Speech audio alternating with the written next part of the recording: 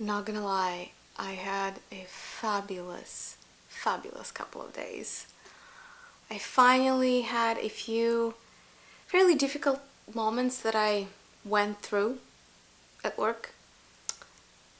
I had a very heartwarming performance when for the first time ever performed on stage on aerial silks. Those of you who are friends with me on Instagram already have seen like a barrage of posts about it. And I decided that maybe it is finally time for me to confess my sins. I've been hoarding perfumes all this time. The fact that I haven't posted a video about it doesn't say that I curbed, so to speak, the problem. So I think at this point my perfume collection is due a huge reorganization and rehaul, and I decided that we're gonna review everything that I found all around the world in the past, I don't know, fair 3 months, if not more. We'll talk about what worked, what didn't work. We'll talk about the kind of the wish list and the plans, and we'll see if we can get it all in one video, because I have a lot. It's a lot.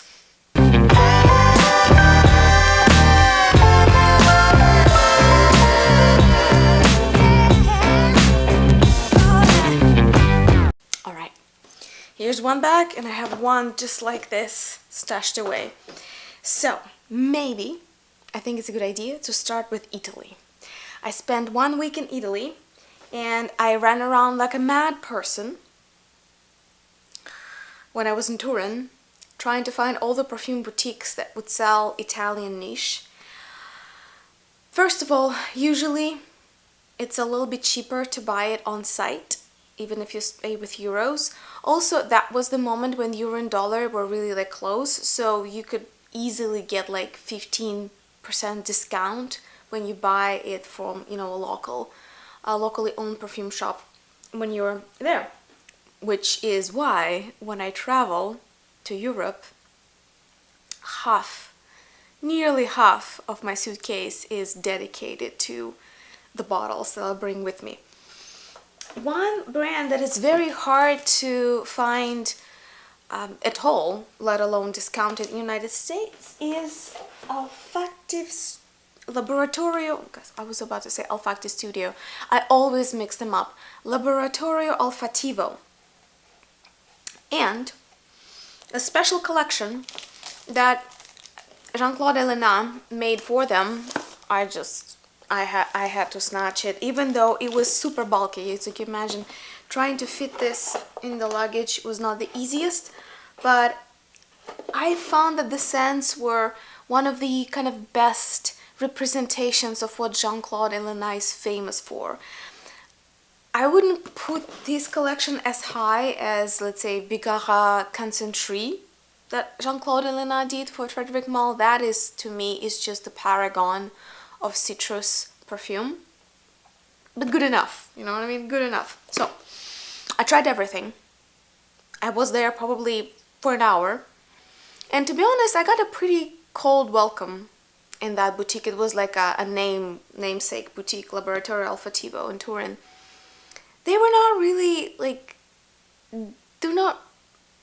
really trying to either help me or, you know, give me any samples. And I mentioned a few times that, you know, I blog about perfumes, I have a large collection, I would love to talk more about Laboratorio Olfattivo. It seems like it's a mutually beneficial thing for them to at least be, I don't know, happy that there isn't a perfume enthusiast in-house. None of the kind. I'll struggle to convince them to send them the travel sizes, because they only sell them in pairs, and I think I picked 5 and they're just like, nope, either buy 6 or 4. It's like, really? Anyway, the perfumes that I picked up, really good packaging. I love the colors. I definitely will reuse the packaging for just, you know, various storage purposes, maybe makeup, maybe samples or decants. So the one that I started using immediately when I was there, and that was pretty much Christmas in December, is Mandarino. Oh my god. I knew. I knew that I partially bought it just so I could wear it for Christmas. Because to me, the memories from the childhood about New Year's and this Christmas time is mandarins, pine trees, champagne, and like certain type of dishes that my family used to make all the time. So mandarins and pines is where like New Year and Christmas is for me. Even orange is not, it's not quite that. Mandarins with the skin, with the oil. Oh, this is the most realistic and yet the most breathing and delightful representation of mandarin in a scent. I used up, I don't know if you can see it or not, I think 1/4. One thing to mention, that this special collection comes in 100 ml and it doesn't have any travel sizes or any smaller bottles, unfortunately. But that said, I would call these colognes.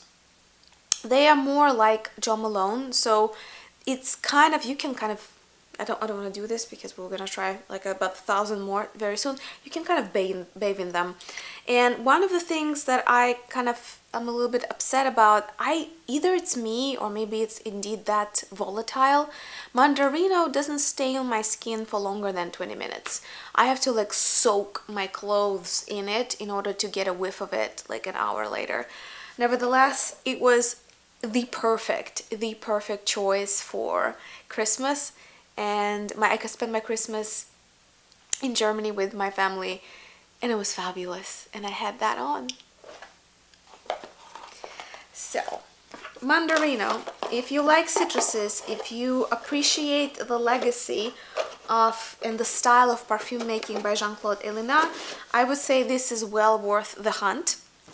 And the one, I haven't even unpackaged it. We're gonna do that right here.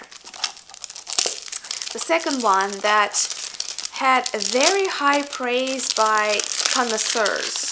So perfume bloggers, evaluators, kind of people who are in the community and been in the community for a while, is Bergamot.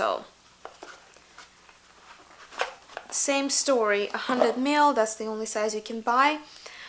People said that this is again Jean-Claude Ellena overdone himself, that this is the most amazing and the most truthful yet imaginative bergamot scent. Let's see. I barely remember it because, you know, it was in December. Okay. Oh. Indeed. Not gonna lie, I love it. It's probably even closer, in my view, to what I love about Baccarat Concentré. And I can't stop praising that one by Frédéric Malle, because it's just, if you haven't tried Baccarat Concentré, you haven't tried citrus perfumes. I'm dead serious. And Bergamot by Laboratorio Olfattivo comes darn close. Beautiful, elegant, truly unisex. Breathable. Oh, it's just such a flowy, breathing scent. This is gonna be amazing, both in cold weather and hot weather. It will just open out differently. Bergamot and mint in general are those ingredients that have like 1,000 lives. They really carry themselves to new heights depending on the climate and the weather, the temperature that you wear them at, and surprisingly universal in ice cold and in like humid heat of Florida, where I am right now. I'm so happy I got it. I was kind of questioning myself for a little bit because, like, okay, like, why are you buying these soliflors, so to speak, you know? Like, there's so many more affordable niche or, you know, Jo Malone-ish brands that, you know, lilac, jasmine, bergamot, citruses. Do you really need to pay like top dollar for this? But I would say yes. This orange lab by Jean-Claude Ellena for Laboratorio Olfattivo is definitely at the very top of my list. Then I went and I assembled a collection of travel sizes for myself. Let me see. Is it all up? Yep. I ended up only buying 2 because, as I said before, I was a little salty about how I was treated there. Nevertheless, I was surprised that their kind of flagman collection, which is black, to me was kind of dated. A lot of the compositions there reminded me of like pre-Baccarat Rouge, like a lot of these sweet candy-like ambroxan heavy bases with various variations, and the fragrances that I loved the most were from the white collection, which is more like eau de toilette, kind of flowy, mostly focused on imaginative head notes. Those usually are the ones that make us fall in love with the perfume immediately, but though they never ever last very long. Just the nature of, chemistry, of olfactory chemistry. And yet I found, I think, 5 there that I wanted to buy, but I ended up just getting 2. So the ones that I did get, and I started using them end of December and January with quite a resounding success. And again, usually I think of fragrances like that, something like springy, romantic, young, flirty, but very pure, very innocent. It's not exactly a winter scent, but maybe that was the winter of 2023. I was gravitating way more toward unusually light, zesty, fresh, salty, bitter, you name it, mineral fragrances for cold weather. So a lot of my gourmands I only wore, or like spices or something more sinister, devilish, I wore only occasionally and maybe like at night or before going to bed. Okay, going back to it. Laboratorio Olfattivo White Collection, I got 2. I got MyLO, which to me was this beautiful kind of freesia, watery, lotusy, peony, kind of this sweet lychee peony, but not like Fleur Narcotique by Ex Nihilo, which is way more piercing, strong, and kind of screechy. If you remove that freshness and that musky screechiness and just leave the kind of lychee souffle, add a little bit of watery lotus and freesia, that would be MyLO. I don't know why, but I loved it. I absolutely loved it in winter. It was something about it that made nasty weather and like cold, freezing temperatures softer and almost more romantic. So MyLO, I think I used up, it's 15 ml, if I'm not mistaken, that you can buy, 15 milliliters you can buy in pairs, and I think this is the reason why they want you to do so. I don't really care for plastic packaging or things of that nature. I would be perfectly happy with just the bottles, but they insisted. So MyLO and None. Another quite curious case. I should have brought some blotters with me.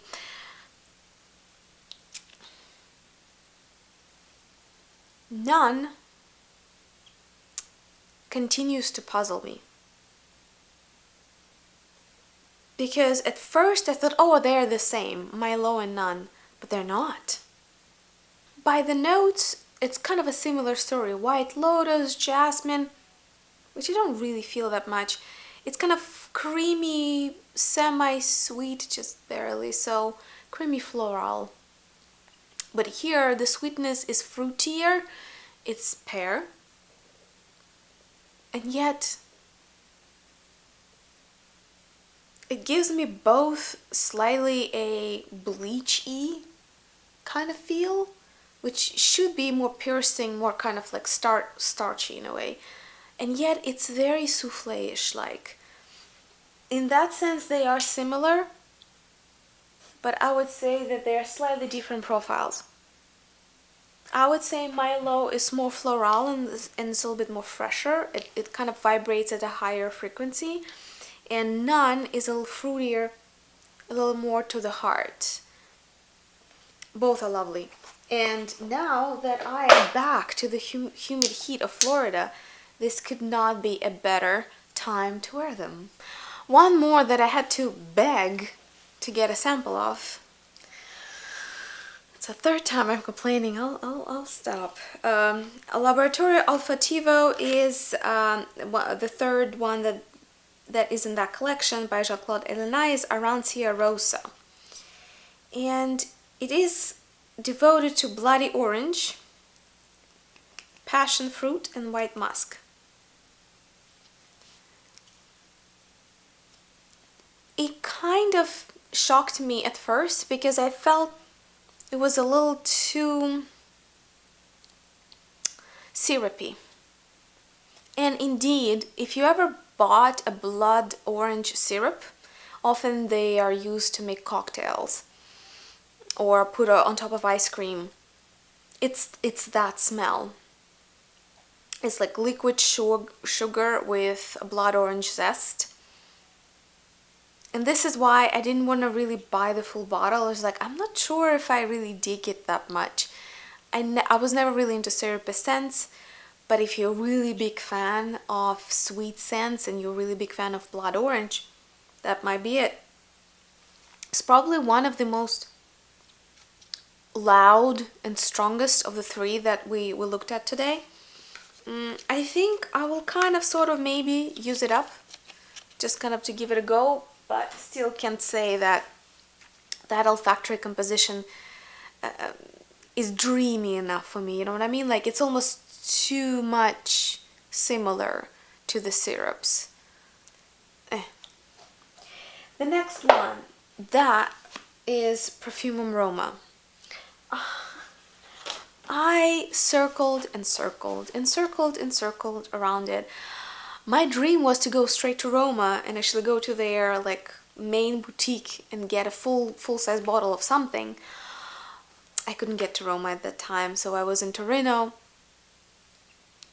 and I could not pull the trigger and get a full-size bottle. So I got myself 3 travels. And I kind of surprised myself. I didn't get those that I thought I would. Only one I got that I've tried before and I knew I wanted it. The others are kind of a bit of a blind buy almost. I mean, I tried them in the store, but I was not really planning on it. All right. Eeny, miny, mo. Let's see which one I pulled first. Yep, a surprise. By the way, packaging, very nice. And with Perfume Roma, you don't have to buy them in pairs, and you don't have to beg for anything. Just saying. Alright. This one is Leathery Amber, and it's called Ambra Avrea. I hope I'm saying it correctly. I have so many ambers. Like, come on. Stop somewhere. I can't explain it. There was something about the way that the leather plays on equal footing with the amber here. It's neither full leather with kind of elements of amber, nor it is full-on amber with kind of the backing of the leather. They are there together. They are like equal partners. But also, it contains so beloved around the world gourmand base that Perfume Roma is known for. I don't know how, but like almost every perfume they ever make has this delectable, somewhat of a kind of like tiramisu type or cheesecake type of base. It's hard to explain.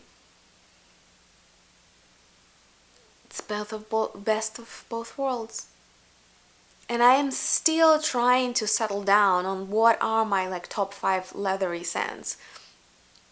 I think the quest is more interesting than the result. I don't even think I wear leather that much when it comes to perfumes, but I just love tasting it. I love studying how perfumers wrap it up, how they investigate this whole aspect, be it literally a connotation to how leather gets soaked and aromatized before it's sold on the market, or just the cultural or aesthetical aspects of how leather feels, or what kind of cultural groups wear leather a lot. So it just fascinates me as a subject of olfactory study. I couldn't say no to it. It is definitely something that is a signature style for Perfume Roma. I would say that their gourmands are probably what they're truly famous for, especially in the States. But this is a slight departure. This is almost like if an Italian who was born and raised in South Italy went and relocated and started living in Scotland. It's kind of fun. It's really fun. It has, again, this kind of sturdy aspect to it, and yet this soft, unmistakable amber, and that hidden kind of some like lemons, sugar, cheesecake, tiramisu, all of it somehow hidden all together. Perfume Roma definitely has a recognizable, rich, almost oily profile. I couldn't have picked probably two more opposite brands, like Laboratorio Olfattivo, their white collection and their yellow collection are flowy, clean, very contemporary. Perfume Roma usually relies on making something that's like, oh yeah, that's a perfume. It's oily, it's heavy, it's all of their creations are, they have like substance, they have density to them. Yep. Again, this is Ambra Avrea.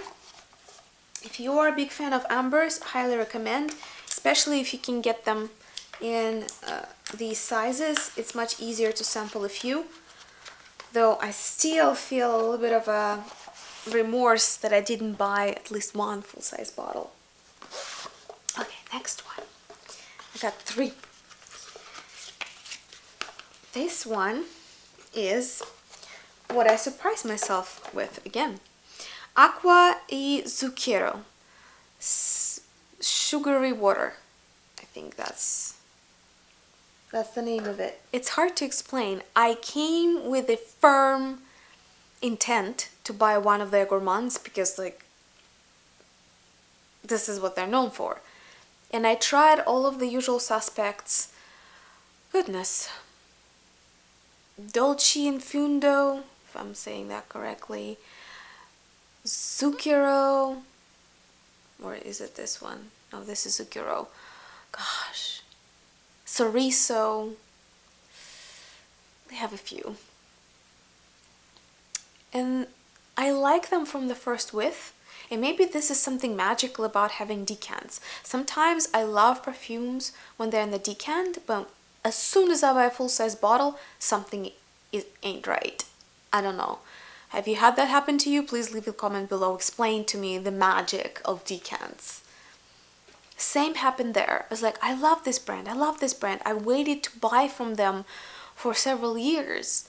And yet, I wore a few here and there. I took my time. I circled around the block. I had lunch. I came back. And I was like, nah, none of these. And I thought I would get one of them. But then, I tried Acqua di Zucchero. Zucchero. Pardon me, I don't really speak Italian. And it was that beautiful lemon sherbet, or kind of like a lemon tart. It was kind of aromatic. It had a little bit of this oily aspect. It had everything. It was sweet enough, but zesty enough, and aromatic enough that I could see myself wearing it all the time. And again, I'm not a citrus person, but did you see? Like there seems to be a a theme here developing. Acqua di Zucchero, this is the gourmand that I decided to get from them after trying absolutely everything for hours. Love it. Wanna try it in heat and see how that plays out. And the one that I got, the third one, was the one that I loved, and I thought, okay, that's too niche. That's too niche. I won't wear it all the time. I tried there. They said it's a bestseller in Italy. I was like, I'm getting that. That's the one. People's tastes, what they consider to be wearable or popular when it comes to scents, are sometimes so arbitrary. As far as I know, Perfume Roma is like known for gourmands in the States. And yet in Italy, the best-selling scent is Acqua di Sale, probably Sale. And when I tried it first, I was like, okay, this is so niche and this is so unique. I'm probably going to be the only one who likes it. It reminded me of Baltic Sea, but again with these signature Perfume Roma oily, dense, sweet DNA. And when you look at the pyramid, I mean, I would say that's pretty unique. It's salt, seaweed, myrtle, and Virginia cedar. But I guess people who live by the sea, they probably have much higher tolerance and have a much better appreciation of such olfactory accords. To me, it's like a walk along a Baltic Sea where they have a lot of pine trees and it's this cold, salty air with pines and resins of pines. Beautiful. It's one of the best pine scents that I've found. And I've been on a hunt, I think like a year ago or so. I tried. It's not that easy to have like a pine-centric scent. And I was like specifically looking for a scent that would smell like Christmas tree, at least from my childhood. I know there are all these like genetically modified Christmas trees that don't smell like anything. But I remember the smell and I actually found one. I have it in a teeny decant. It's also Perfume Roma, but that one is Argo. It's much more resinous and much more smoky. This is pine trees at the seaside. I am such a sucker for the contemporary, salty, seaweedy, oceanic, mineral perfumes. I have now a collection of probably a dozen, considering that this is a very unique, I mean, you probably must agree, a very niche profile. I wonder if I should make like a video of my collection so you can explore your options, because I think it's becoming a trend. It's been a trend for the last, I don't know, 5 years, but I think now in the last 2 years, it's where it really made mainstream. I mean, Tom Ford Costa Azzurra, that's just a designer brand and it sells really well. And that's another representation of the same trend. So let me know if you're interested. I'll make a video about it, because this is kind of like part of my identity now. Perfumes that have salt, oceanic, mineral, kind of woody accents to them, in even these kind of seaweedy or algae type of scents. It's swampy sometimes. It's so bizarre, but I love them. Another brand that boutique had, that they were selling Perfume Roma, it doesn't have an official boutique in Turin, but there was a niche perfume boutique that was selling Perfume Roma. They also had a really large, I think they had like full representation of Parfumerie Générale by Pierre Guillaume. And wait for it. I've tried probably 15 of them and I fell in love with the brand. I heard great things about them, but I think now, since I already kind of soothed my thirst for Perfume Roma a little bit, my brain is ready for the new obsession. And I think that's Perfumerie Générale now. I want freaking everything. I love them. there's something about how they compose perfumes which reminds me, it's like a mixture of richness and complexity that you find in Frederic Malle, and I see clean focus that I find in the colognes in Waters by Serge Lutens. They're new ones. So I kind of had a few in mind, and that was the last day of me being in Turin. I said, I'm gonna go have a lavish lunch. I'm gonna have an espresso, and I'm gonna come, I'm gonna buy a bottle or two. She's like, all right. I come back, and I say, it's Isparta. It's a very interesting type of rose scent. And again, I'm not a big fan of rose, but I loved that one. And like, you won't believe it. Isparta sold out within the 2 hours you were not here. That one perfume, people came one after another and bought that perfume, and it's gone. It's like, pick any other perfume, but you can't get this one. I don't have it. I could not believe it. I was like, how is that possible? That one that I put my eye on, among others, gets sold out within it was there all week when I came over to try things.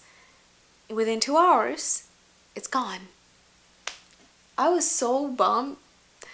I just like, I'm not gonna buy anything now. I just need to get over it. So I got a bunch of Perfume Roma and I left. So when I came back home, I started perusing secondary markets. Mercari, this and that.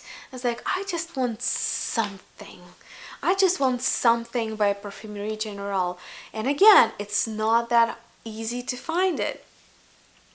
I found one which fits straight into my current love for mineral, oceanic, contemporary aquatic perfumes. And this is Limanacea. I got a teeny bitty, very cute 30ml bottle of Limanacea. And I was kind of double questioning myself because, I mean, I told you I have dozens. And Limanacea, at the first glance, didn't seem like it was something new. It's this, I would say, cleaner, it's more like White Collection by Laboratorio Olfattivo. It's not screaming at you, but it's not oily, it's not seaweedy, it's just this very contemporary concoction of fruity, salty, and oceanic notes. But it opens up so beautifully on the skin. That's another thing about these perfumes. With Perfume Roma, I almost got the opposite effect. I love them in abstract, but not all of them wear the same as they appear at the first sniff. With Parfumerie Générale, it's just some magic happens on your skin. They really gain extra dimension when you put them on your skin. So Limanacea is a lucky find that I had from Mercari, but now, like, I'm a person obsessed. I gotta figure something out. Like, if you know where you can split a bottle, or if there are any places where Parfumerie Générale is sold with a discount or at least bearable price, please let me know. Okay, and the last one is so rare, I even wasn't sure if I should show it to you. I kind of unboxed a few because there was absolutely no space left in my suitcase. After careful consideration, I actually am going to show you these perfumes because I think if you're a true enthusiast, you will be able to find them. I keep slowly but surely collecting Rouge Bagne Rouge fragrances. I especially praise their black line, which is kind of these dark, sinister fairy tales, like Grimm Brothers style. And oh, do they deliver. It's nothing new, but it was just not that well known. And I would say this is one of those where everything just came together. I don't know if you can see the bottles with kind of the dark woods designs and hidden characters in them. The scents, the names, the stories behind them. The first one, okay, we're gonna start with something that I think is easier to comprehend because it gets complex very quickly. And this one is called Silhouette.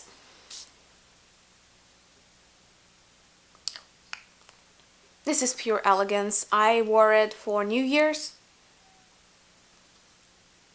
It is a somewhat melancholic, very thin, subtle leather. I wouldn't call it, even though it's called Silhouette, and it has a depiction of a kind of woman from a romantic era from like late 18th century weaved into the dark forest. I would say the scent is way more Marlene Dietrich in my mind than one of those frilly girls with sophisticated hairdos. Because there's something both austere yet stylish and expensive about it. It's like expensive minimalism. If I wanted to go to a business dinner where I had to appear strong, confident, and reserved, and let's say I was pitching to old money, I think I would wear this. It's tender, but it also doesn't have a lot of silage. It doesn't really jump at you. It more kind of sits closer to the skin. But it has, since it's like a lot of leather and woody notes, it definitely has quiet confidence about it. Easily probably one of the most wearable and kind of user-friendly perfumes in the whole line. However, this is not why I love them, and this is not why I buy them. I buy them because they are difficult. Because they are unique, imaginative. To me, okay, I think I got it. It's as close as it comes to Serge Lutens without, copying or being Serge Lutens. Here you go. The next one, I was craving this one. Tundra. For me as a northerner, I thought I have to have this one. If you miss really incredibly velvety moss in perfumes, this is the place to get it. This is suede and moss at its best. It's somewhat melancholic, somewhat stony. However, for example, I cannot really wear what's it? Encore Noir by Lalique, which is like an iconic stony cold vetiver. But this suede moss, if you love moss, if you like the bitterness in it, but you want it to be less wet, less gritty, but more kind of smooth and velvety, Tundra. There are even like some kind of berries in here, I feel. It's lovely. They're just...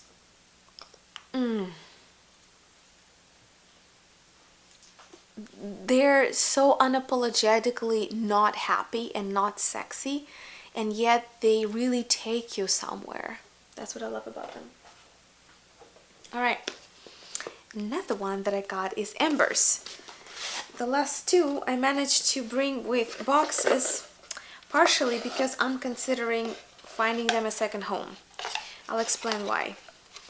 I bought them blindly and somebody smuggled them for me from Russia so I could still get them. They are like not that, I mean, you can find them in Britain, I guess, but I didn't have anybody in Britain who could get them for me. Ambers is slightly spicy, slightly alcoholic and woody amber. And I love it. I love these kind of, it's pretty much old-fashioned kind of thing.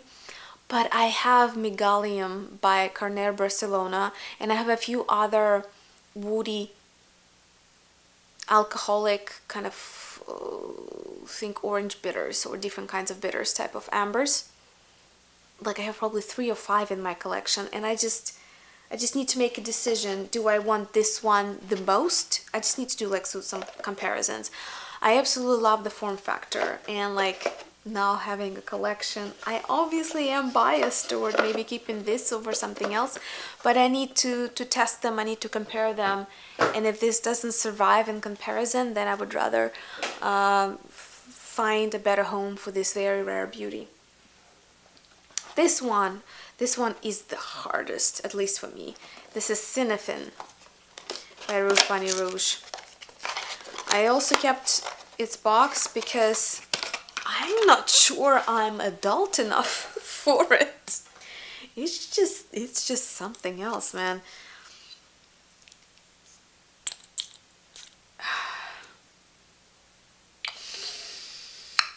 Okay. Those of you who have heard of a spectacular success of Ganymede perfume and Enzelat, I think it's the same perfumer. Those of you who do like modern industrial mineral scents, I don't. I like more when they're more oceanic and nature-like. But there is definitely this whole cohort of very strong, long-lasting. It's like Creed Aventus, to name one. These like piercing mineral ozonic scents. Cinnafin is probably more toward that. Obviously it's deeper, it's more interesting, but it's just really not my cup of tea. I think it reminds me overall, not as a clone, it reminds me of Fantomas by, who is it, Orto Parisi or Nasamato? I think Nasamato. It's just that kind of contemporary ozonic mineral fragrances that I just don't quite get. But I mean, you can't blame it for being boring, that's for sure. I keep looking at this its pyramid, trying to understand what's going on. It's Artemisia, Angelica, Violet Leaf, Lavender. Maybe, well, now I feel lavender. Lily of the Valley, maybe that's what really screws my brain like through. Woody notes, Musk Amber. Maybe it's the piercing, musky, green bitterness that gets me so much. It gets softer, it gets interesting, it has layers the more it opens up. And I might give it a go on my skin, because usually Rouge Bunny Rouge gets better and better and better, just like Perfumerie Generale actually, and deeper and more interesting when you put it on the skin. But from the kind of the first whiff, it's not my olfactory family, you know what I mean? Like, I have nothing against it, I just don't wear stuff like that. I don't really enjoy it as much, rather than for the pure sake of research.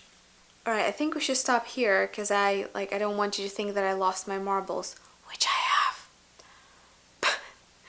But next time we will review a bag just as big as this one of perfumes that I got when I got back.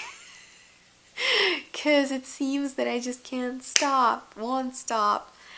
Live it, love it. That's what can you do? Let me know. How was your olfactory exploration? Have you tried any of these fragrances? Do you buy fragrances when you travel? Are you as crazy as I am? Did you see how many bottles? All of that flew in my suitcase. I literally got rid of nearly everything I had with me just to bring this in. I'm that insane. Yeah, I'm like, at this point, there's a reason why we're called perfume maniacs, right? It's perfume junkies or whatever you name it. it's just once you get into once your nose starts capturing all these nuances, and you learn about the noses, and you learn about the niche perfumes, and then you learn about kind of geo-local preferences. For example, Acqua di Sale, seaweed, salt, and cedar. It's a bestseller in Italy. Like, who knew? Who knew? It's hard. It's hard to resist. So I'm curious to see where your journey took you lately. We'll be waiting for your comments, and I'll see you in the next video.